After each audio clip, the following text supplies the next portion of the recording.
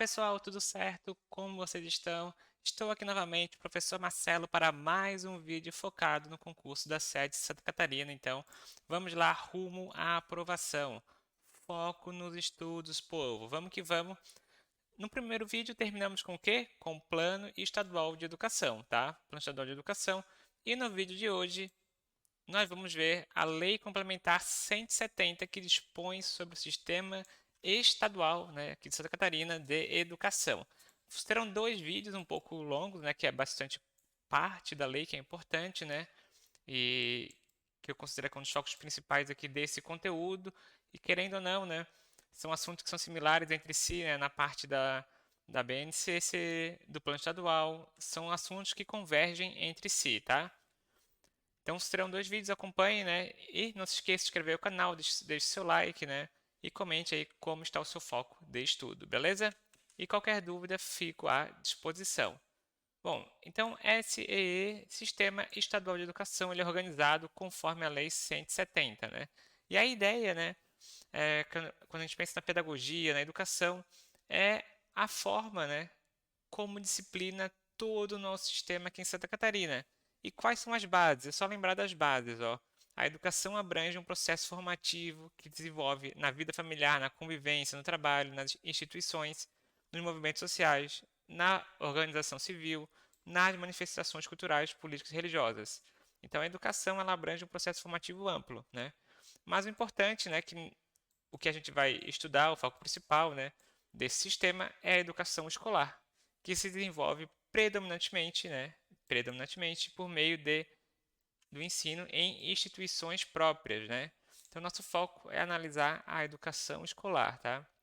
Então, esses aqui são os dois conceitos que a lei traz inicialmente, o de educação e a educação escolar, então, que é aquela que acontece, né, predominantemente no ensino de instituições próprias. E aí, a lei, ela traz alguns princípios, os princípios aqui desse sistema estadual de educação. São ideias, né, que são bem intuitivas, né, ao analisarmos, né, a ideia da pedagogia da educação. Pluralismo de ideias, a liberdade de aprender, ensinar, pesquisar. Então lembre, a palavra liberdade, pluralismo de ideia, a gratuidade do setor público, a coexistência do privado e público. Então não pode proibir, por exemplo, o ensino privado, né? Tem que permitir a coexistência, né? A coexistência do privado e público.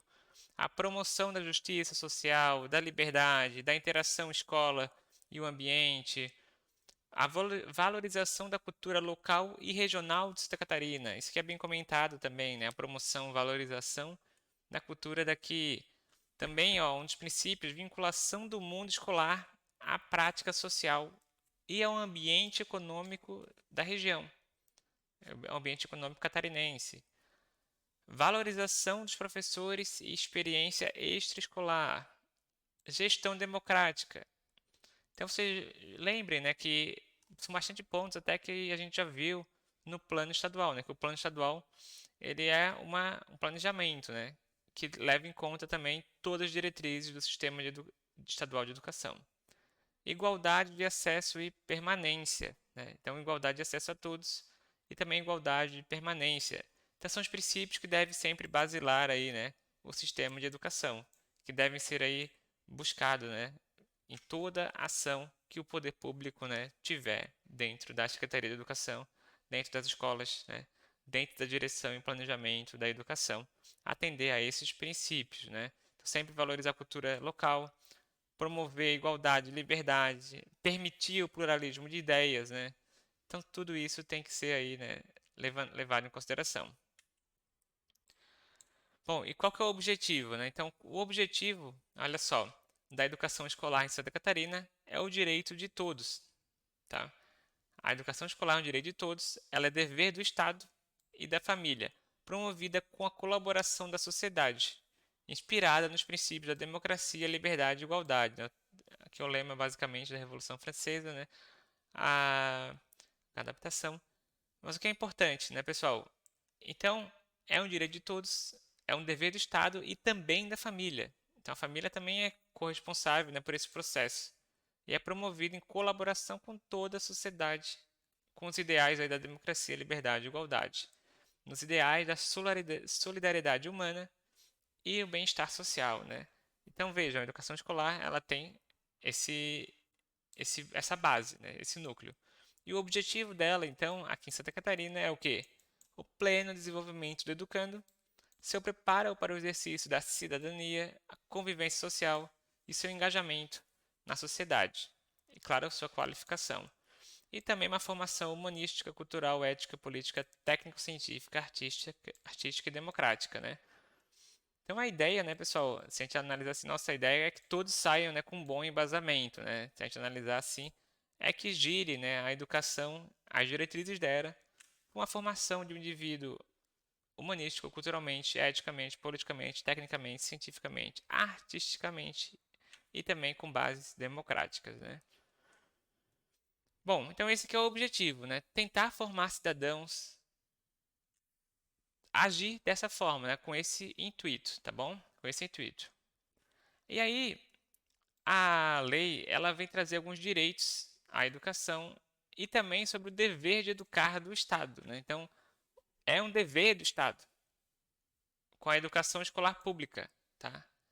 E aí, o Estado deve fazer o quê, pessoal? Universalizar a educação básica em todos os níveis e modalidades, através de atendimento em creches e pré-escolas às crianças de 0 a 6 anos, a oferta do ensino fundamental e médio, inclusive para os que não tiveram acesso na idade própria, né? Então vejam, é dever do Estado, né? A garantir a educação pública. E aí ele tem alguns preceitos que ele deve seguir, né? Alguns deveres. Então, universalizar a educação básica, atendimento de creche e pré-escola, oferta do ensino fundamental e médio. Outro, depois nós temos aí o cumprimento da obrigatoriedade do ensino fundamental, criando o poder público, sempre que necessário, formas alternativas de acesso aos demais níveis de ensino, independente da escolarização anterior, né? Então aqui é a obrigatoriedade do ensino fundamental, né? A gente vê muita parceria, né, pessoal, Estado e municípios aqui nessa atuação, né, principalmente municípios, mas né, com uma boa também contraprestação do Estado, né? Cumprimento do princípio da educação escolar gratuita. Ó, então, sempre educação escolar gratuita, sendo vedado qualquer cobrança de taxa. Não pode cobrar se o aluno rodou, não pode cobrar taxa de matrícula nem nada, né? Sempre o princípio da educação escolar gratuita que a gente comentou, né? A gratuidade do ensino público. O atendimento educacional especializado aos alunos, aos educandos com necessidades especiais, né? Preferencialmente na rede regular, né? Então deve-se buscar, né? Preferencialmente, primeiro tentar a rede regular, né? Então essa é a ideia, tá? Então vejam, são todos deveres do Estado. E a oferta do ensino noturno regular, adequada às condições do educando. Sim, tem que ter oferta aí do ensino noturno regular. Além disso, também temos que ter a oferta do ensino regular para jovens e adultos, assegurado aos trabalhadores condições de acesso e permanência na escola. Então não deve dificultar, né? Deve criar condições de permanência, o acesso, aumentar as possibilidades de ingresso do aluno no EJA. Também, tá, nós temos a questão do padrões de qualidade, definidos como a variedade e a quantidade mínimas por aluno de insumos indispensáveis ao desenvolvimento do processo de ensino-aprendizagem, sua qualificação para o trabalho e posicionamento crítico à frente, e o número suficiente de escolas nas áreas rural e urbana, nas comunidades indígenas, pesqueiras artesanais e nas comunidades remanescentes de quilombola. Então, sim, né, é dever do Estado também, né, atender padrões de qualidade e também ter um número mínimo adequado de escola na área rural, urbana, indígena, pesqueiro e nas comunidades quilombolas. Além disso, olha só, também é óbvio, né? Vejam, né? Muita coisa aqui é meio óbvia, né? Então, manter o ensino regular noturno, manter um EJA, manter escolas no nível adequado, padrão de qualidade. Tem que ter escola na área rural, comunidade indígena. Tem também que manter o quê? Um quadro de pessoal técnico administrativo e de serviços em número suficiente e permanentemente qualificados para atender a demanda escolar. Tem também, ó, atendimento ao educando na educação infantil e no ensino fundamental por meio de programas suplementares, material didático escolar, transporte, alimentação e assistência à saúde, né? Então hoje, né, por exemplo, o Estado transfere recursos do transporte para os municípios, mas tem muitas parcerias que o Estado repassa isso para os municípios também, né? Tem vários acordos entre Estado e município nessas situações, né?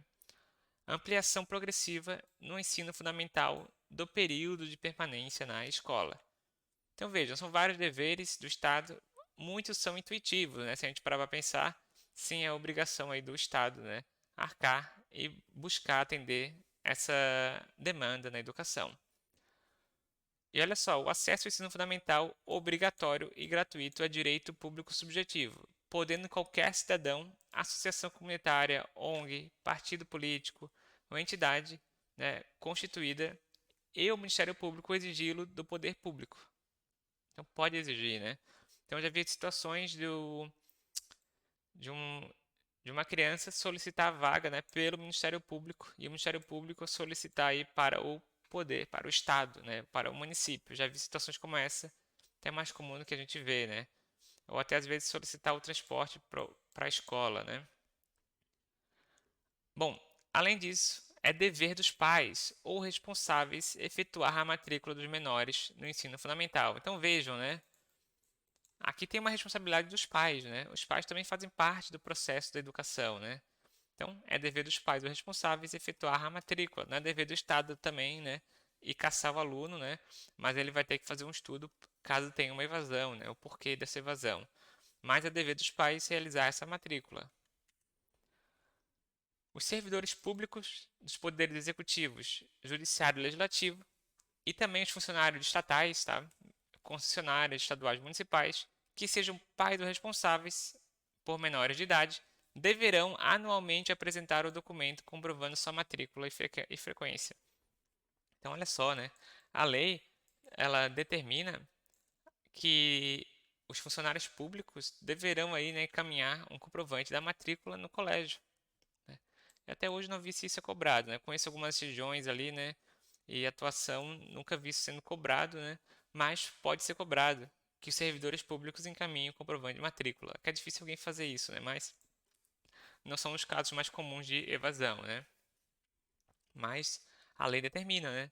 Deverão anualmente apresentar o documento comprovando a sua matrícula e frequência. Bom, depois a lei também ela traz algumas regras, né? Ela traz regras sobre instituições privadas, que elas fazem parte do sistema estadual de educação, né? Então, olha o que a lei diz. No SEE, né, Sistema Estadual, a educação escolar básica é livre à iniciativa privada. Então, sim, a iniciativa privada pode abrir uma creche para atender, por exemplo, de 0 a 6 anos. É importante que atenda algumas condições. Primeiro, credenciamento da instituição de educação e autorização para funcionamento pelo órgão competente da Secretaria do Estado da Educação. Então, sim, tu abre uma creche, não pode chegar do nada, eu vou abrir uma creche, né? Ao abrir uma creche, você tem que solicitar, né? Você tem que ter o credenciamento aí pela Secretaria Estadual de Educação. Além disso, ó, comprovação pela entidade mantenedora da capacidade de autofinanciamento, de como você está se financiando suas atividades. Cumprimento das normas gerais de educação nacional, do disposto desta lei, né, da Lei 1170, que é o nosso sistema de educação, tudo o que está aqui tem que ser atendido, e nas demais leis e regulamentos estaduais sobre educação. Então, qualquer regulamento que sair, né, por exemplo, do Conselho Estadual de Educação, né, que determine alguma prática para instituição privada, deve ser seguido, né? Avaliação permanente pelo poder público estadual. Então, o poder público estadual pode fazer uma análise, né, se essa empresa, se essa instituição privada, ela não está atendendo os requerimentos que são necessários aí para o credenciamento, né, e autorização de funcionamento. Então tem que ter uma avaliação permanente aí do poder público estadual sobre essas instituições que estão autorizadas aí, né, a atuar na área. Bom, e quais são as categorias de instituição privada que nós temos, tá? Então a lei ela traz aí 4 tipos de categorias. Primeiro temos as particulares. em sentido estrito, assim entendidas as que são instituídas e mantidas por uma ou mais pessoas físicas ou até outras PJ de direito privado, que não apresentem as características dos próximos quesitos. Então, tudo que não for essas três e for particular, né, e for privado, é particular. Bom, vamos para a comunitária. Então, as comunitárias são aquelas que são instituídas por grupo de pessoas físicas ou por uma ou mais PJs, inclusive cooperativa de professores e alunos, que incluam na sua entidade mantenedora representantes da comunidade. Ó, e explicitem nos estatutos o caráter comunitário e fins não lucrativos. Então, comunitária, pessoal, são aquelas que estão ligadas com a comunidade. Tem representantes da comunidade na sua mantenedora, elas têm um caráter comunitário e elas têm fins não lucrativos, sem lucros, né? Então, a particular ela tem fim lucrativo. A comunitária não, ela é sem fim lucrativo. Temos as confessionais, né? Pelo próprio nome você já imagina, né?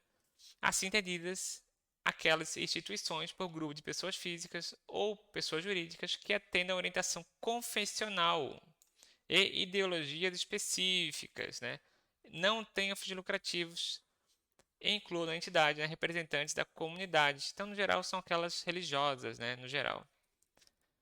E temos as filantrópicas, assim entendidas aquelas que, sem fins lucrativos, são instituídas por grupo de pessoas físicas ou pessoas jurídicas que ofereçam gratuitamente serviços educacionais a pessoas carentes.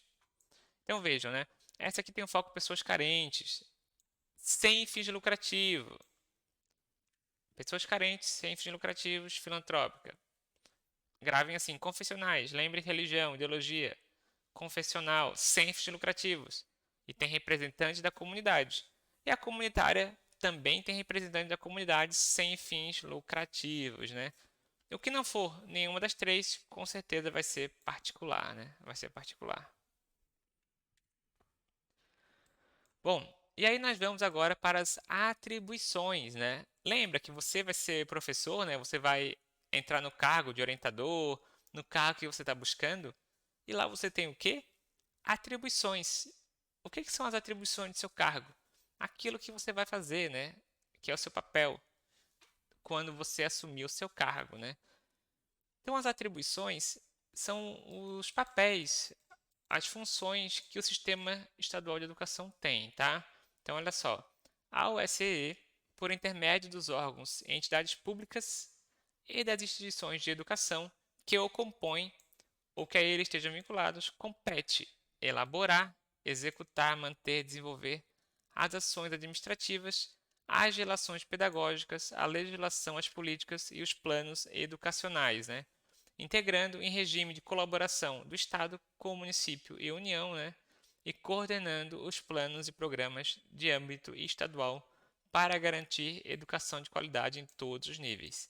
Resumindo todo esse texto da lei, o nosso sistema de educação, então, ele é formado tanto pelas entidades que compõem todo o sistema, como na integração município e União para atender os programas do âmbito estadual e garantir a todo mundo, né, uma educação de qualidade em todos os níveis e modalidades, né? Isso da parte administrativa, pedagogicamente, as políticas públicas e os planos educacionais, todo o processo, né, é em conjunto. E aí nós vamos agora, pessoal, para as atribuições aí, né? Ó, primeiro, as atribuições das instituições de educação. Às instituições de educação compete o quê? Elaborar e executar seu projeto político-pedagógico. Então, a instituição de educação tem que elaborar e executar o seu projeto político, administrar o seu pessoal, assegurar o cumprimento dos dias letivos determinados, velar pelo cumprimento do plano de trabalho de cada docente ou especialista em assunto educacional, promover meios para a recuperação dos alunos de menor rendimento. Então, cada instituição de ensino tem que executar essas atribuições. Elaborar projeto político, administrar seu pessoal, recursos, cumprir a regra dos dias letivos, prover recuperação para os alunos que tiverem um rendimento ruim, articular com as famílias e comunidades, criando processos de integração, informar os pais e responsáveis sobre a frequência e o rendimento dos educandos, bem como a execução do projeto político-pedagógico. Então, tudo isso são atribuições das instituições de ensino. E o que é comunidade escolar aqui, né? Quando ele fala comunidade, ele compreende o conjunto de docentes especialistas, pessoal técnico-administrativo, pais ou responsáveis pelos educandos e os educandos matriculados. Tudo isso aqui compõe ali a comunidade escolar. Um outro ponto importante é que as instituições de educação básicas que são mantidas pelo poder público estadual serão assegurados progressivos graus de autonomia didático-científica, político-pedagógica, administrativa e gestão financeira. Então elas têm autonomia sim, tá? As instituições públicas de educação básica, até financeira, né? Administrativa, pedagógica e didático-científica. As próprias instituições elaborarão o seu projeto político-pedagógico, contendo os princípios gerais do seu regimento escolar, princípios administrativos, currículos escolares, né, e demais processos. Claro, sempre conforme as diretrizes, a BNCC, a Lei 170, né, do Sistema Estadual de Educação. Bom, e aí depois das atribuições da instituição, nós temos as atribuições dos profissionais. Então, você, futuro profissional, qual que é a sua atribuição conforme o Sistema Estadual de Educação? Incube aos docentes. Então, é o PESES. Participar da elaboração do projeto político-pedagógico da sua futura instituição. Elaborar e cumprir o plano de trabalho, observado, é claro, o projeto político-pedagógico. Cumprir os dias letivos, ministrar as aulas programadas, participar do período destinado ao planejamento e qualquer atividade aí extraclasse. Colaborar na articulação da escola e família e a comunidade. E estabelecer o apoio dos demais agentes especializados, né, na recuperação dos alunos e zelar pela aprendizagem, né? Então é tudo meio óbvio, né? Você tem que fazer o seu papel, né? Desde participar do projeto político-pedagógico, desde fazer um plano de trabalho, cumprir dias letivos, atuar nas atividades extraclasses, atuar na sua atividade de planejamento, nas suas horas de planejamento, colaborar com a família, os pais e a comunidade, né? Articulá-los e, é claro, contribuir na sua aprendizagem e os alunos que têm uma certa deficiência, né? Colaborar na criação de métodos para aprimorar esses alunos que têm dificuldade, né? Então é toda a carreira, né? É todo passo a passo da sua atividade diária como professor, né? Parece fácil, mas não é, né? Participar de tudo isso, né? Dentro aí de uma semana. Mas é claro que a discussão do projeto político-pedagógico não acontece sempre, né? Mas não é pouca coisa, né? Por isso que a função de docente ela é muito importante, né? A gente sabe como não é fácil dar aula, mas é um processo importante e que vale a pena, né? Em termos de reconhecimento aí, pelo menos aí dos alunos, né? Bom, além disso, né? Fora os docentes, temos as competências dos outros profissionais. Então eles devem, né? A, a lei destaca que os demais profissionais eles devem fazer aquilo que é inerente à sua especialidade, né? Então, os demais profissionais que estão lotados na educação devem fazer aquilo que é inerente da atribuição do cargo, tá? É só os docentes que está especificamente, né, a PCES, né? São as atribuições do docente. E os especialistas, compreendendo os administradores, os supervisores, os orientadores e outras ocupações, também devem atender às funções da sua lei, né, e das suas atribuições que estão no edital do concurso. Depois nós temos a questão da gestão democrática, tá? Então, a gestão democrática é um outro princípio que é destacado, né, no sistema estadual de educação, na lei, que ela deve acontecer, né, tem como conceito, basicamente, uma ação coletiva, prática, político-filosófica, que vai nortear todas as ações de planejamento, formulação, implementação e avaliação das políticas educacionais. A ideia, pessoal, da gestão democrática é que todos possam dar contribuições. Então, quando vai ser discutido uma política educacional, quando vai ser até analisado o projeto político-pedagógico, vai ser feita uma análise uma avaliação do ano dentro da escola, né? Tudo deve passar por uma gestão democrática, discutir até com os próprios alunos, comunidades, pais, professores, profissionais de educação, né? Então a ideia é que todos, né, possam contribuir, uma ação coletiva em busca de ações de planejamento, formulação e implementação de políticas educacionais, tá? Voltados aí ao nosso sistema estadual de educação. Além do que está previsto, né, o Poder Executivo ele tem como instrumento para executar essa gestão democrática. O que ele deve fazer? Primeiro, descentralizar o processo educacional. Então, por isso, a liberdade para cada instituição de educação. A adoção de mecanismos que garantam precisão, segurança e confiabilidade nos procedimentos de registro dos atos relativos à vida escolar. O Poder Executivo tem que manter um sistema, né, adequado de registros para poder contribuir com a eficácia e o funcionamento de toda a vida escolar. Para poder os pais analisarem, os diretores analisarem a informação, os próprios docentes confiarem no sistema. O funcionamento em cada instituição de educação básica do Conselho Deliberativo Escolar. Então tem que ter um conselho deliberativo, isso faz parte da gestão democrática, com a participação de representantes da comunidade. Então, descentralização do processo, mecanismo de precisão, segurança e confiabilidade, conselho deliberativo escolar e, é claro, também tá, o funcionamento do Fórum Estadual, né,